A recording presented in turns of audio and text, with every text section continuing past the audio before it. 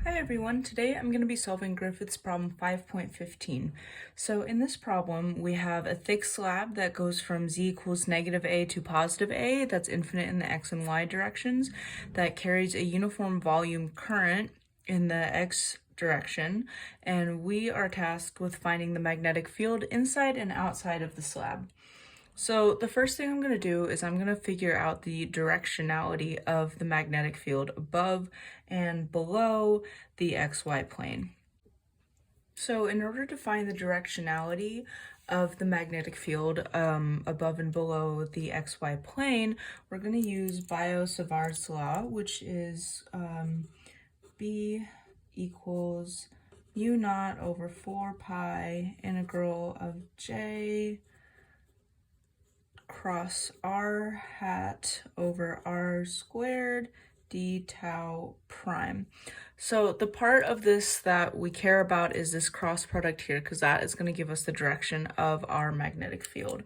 So for z is greater than 0, we're going to go j is going to be in the x hat direction, cross r hat, which is going to be in the positive z hat direction because it's going to be going out of the plane. And then that means that our magnetic field B is going to be going in the negative y hat direction.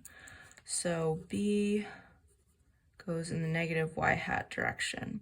And then for z is less than 0, we're going to do the same thing. So our j is again in the x direction, positive x direction. Our r hat this time is going to go below in the negative z hat direction, because it's going to go away from the slab, and then that's going to leave our magnetic field to be going in the positive y direction. So our B is going to be in the positive y hat direction.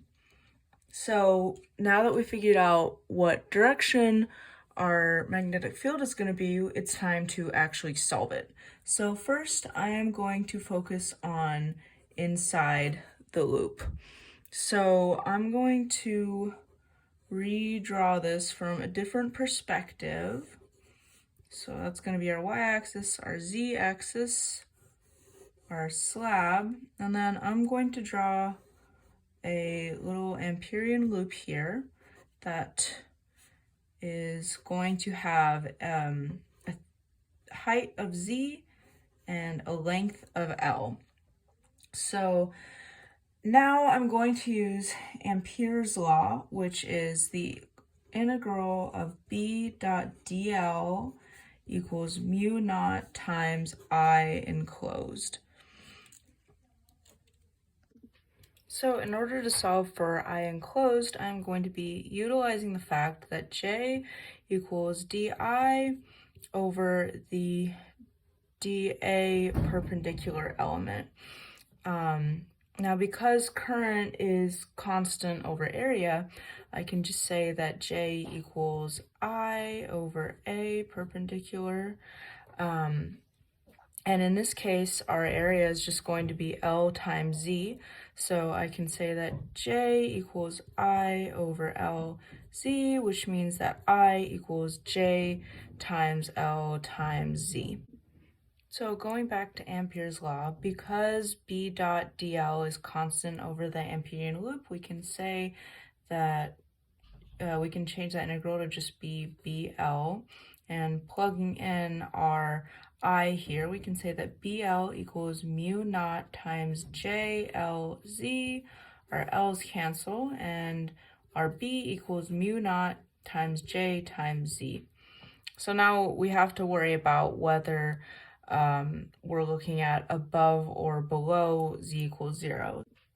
So above the XY plane, where 0 is less than Z, which is less than A, Z is between 0 and A, we get that B equals mu naught times J.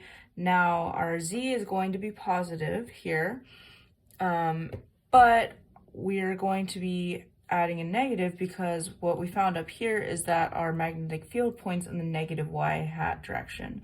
So we get that B equals negative mu naught J Z y hat.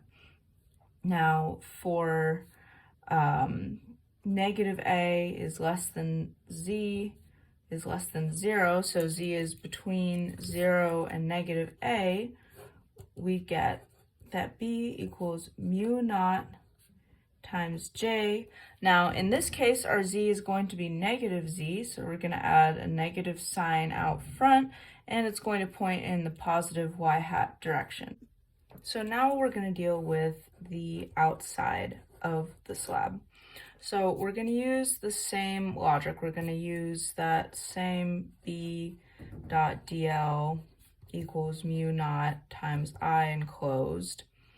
And then we're also going to use the same J equals I over area perpendicular, except this time our area is not going to be just L times Z. This time our area is going to be L times A because we want that whole length. We don't want it to be some Z that's less than A. We want the whole, we want the area to go all the way up to the edge of the slab. So we get that our I equals JLA. Important distinction that this A here is area and this A here is the height. So plugging that back in here, again, we can change that integral to be BL because our B dot dl is constant throughout the loop. So BL equals mu naught times J times L times A. Our L's cancel, and we get that magnetic field equals mu naught times J times A. So now we have to distinguish if we're talking about above the slab or below the slab. So for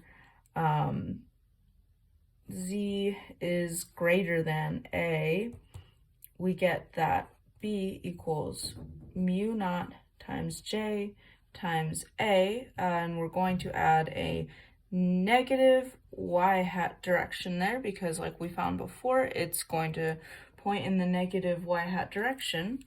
And then for Z is less than negative A, below the slab, B, we're going to get the same magnitude, mu naught times J times A, except this time it's going to be in the positive y hat direction because of that right-hand rule that we found earlier.